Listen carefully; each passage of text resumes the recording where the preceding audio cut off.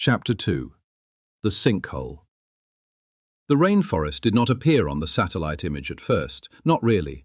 For 3 seconds, the screen inside the secure imaging room showed what every archived pass had shown for years. An unbroken canopy of green so dense it seemed less like vegetation than a living roof. Layer upon layer of trees, heat bloom, moisture distortion, cloud shadow. The Amazon swallowing light the way deep water swallowed sound. Then the image changed. No warning, no atmospheric shift, no correction marker, just absence. A perfect black shape appeared beneath the canopy. The analyst leaned forward. "What is that?"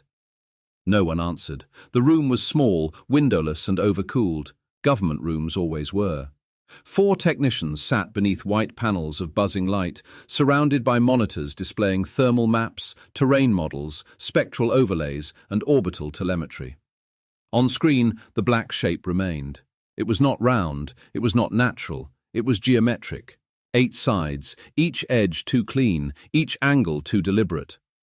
The satellite feed timestamp blinked in the lower corner, 8:46:48. Then 8:46:49. Then the numbers glitched, 8:64:87. The analyst blinked. The timestamp corrected itself. One of the technicians behind him whispered, "That's impossible." The void beneath the canopy sharpened. For a moment, the software tried to interpret what it was seeing. It filled the edges with false elevation. Then it erased them. It attempted shadow correction, failed. It attempted vegetation mapping, failed again. The black area did not reflect, it did not absorb, it simply refused. A supervisor entered the room halfway through the anomaly, carrying a paper cup of coffee and the expression of a man already irritated by whatever emergency had interrupted his morning. He stopped walking when he saw the screen. "How long has it been visible?" 17 seconds. Previous pass? Nothing. Cloud interference? No. Thermal bloom? No. LiDAR? The analyst swallowed. It returned a depth marker. The supervisor moved closer. "How deep?" The analyst looked at the secondary monitor. "That's the problem." On the LiDAR model, the rainforest canopy rose and fell in jagged organic waves. Except there, beneath the impossible opening, the scan dropped straight down into a vertical column that had no bottom. Not no readable bottom, no bottom. The system had filled the missing data with a single repeating error code, 86487. Again and again and again. The room went quiet. The satellite image held for 87 seconds. Then the canopy closed. Not with wind, not with cloud cover, not with digital failure. The trees simply existed again, as though the earth had changed its mind. 3 hours later, Ethan Graves received the phone call that would drag his father's death back into the world of the living. He was still at the hospital when it came. Marcus had been gone less than a day, but the room had already been stripped of him. The bed was made, the machines were gone, the lavender smell remained. That bothered Ethan more than the empty bed. Grief had not yet settled into anything understandable. It moved through him in pieces, a hand gripping his father's, the monitor tone, Karen's face outside the room. That strange moment when everyone insisted only 3 people had been present, though the security monitor had briefly shown 4.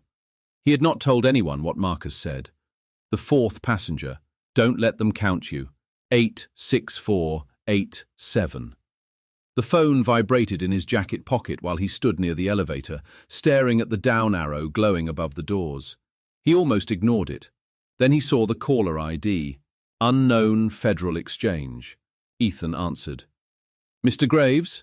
The voice was male, calm, polished, empty in the way official voices often were.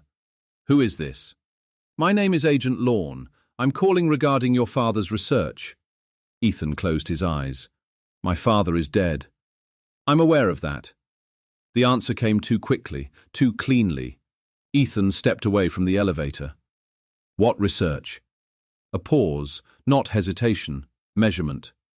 Dr. Marcus Graves maintained a private archive connected to an unauthorized expedition file. We believe you may have access to materials that are now relevant to an active matter. Ethan gave a short, humorless laugh. "My father was dying in a hospital bed yesterday. If you people wanted to talk to him, you had plenty of time. We did. The hallway seemed to narrow. Ethan said nothing. Agent Lorne continued. Dr. Graves declined cooperation. My father could barely speak. He spoke enough. The elevator doors opened beside Ethan. No one stepped out. For one brief second, reflected in the polished metal inside the elevator, Ethan saw 4 figures behind him. Himself, a nurse, an old man seated near the wall, and someone tall standing directly over his left shoulder. He turned. Only the nurse and old man were there. The elevator doors closed. Agent Lorne said, Mr. Graves? No answer.